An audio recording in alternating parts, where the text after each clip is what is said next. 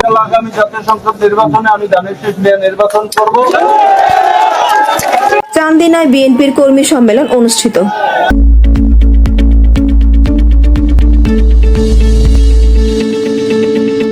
কুমিল্লার চান্দিনায় বাংলাদেশ জাতীয়তাবাদী দল বিএনপি ও সহযোগী অঙ্গ সংগঠনের উদ্যোগে কর্মী সম্মেলন অনুষ্ঠিত হয়েছে। শনিবার 16 আগস্ট বিকাল 3টায় উপজেলার 10 নং গল্লাই ইউনিয়নে এই সম্মেলনের আয়োজন করা হয়।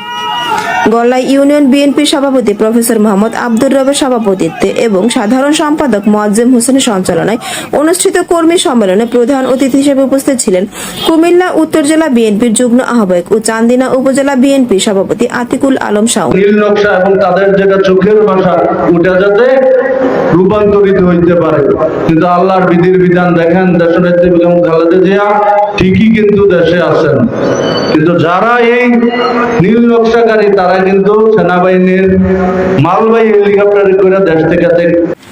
বিশেষ অতিথি হিসেবে উপস্থিত ছিলেন চান্দিনা উপজেলা বিএনপি সাধারণ সম্পাদক কাজী আরশাদ, পৌর বিএনপি সাধারণ সম্পাদক ও সাবেক মেয়র শাহ মোহাম্মদ আলমগীর খান। বিশেষ বক্তা হিসেবে বক্তব্য রাখেন চান্দিনা উপজেলা যুবদলের আহ্বায়ক মাওলানা মোহাম্মদ আবুল খায়ের। এছাড়া সম্মেলনে আরো উপস্থিত ছিলেন উপজেলা বিএনপি ও এর সহযোগী অঙ্গ সংগঠনের নেতৃবৃন্দ। ASP news desk.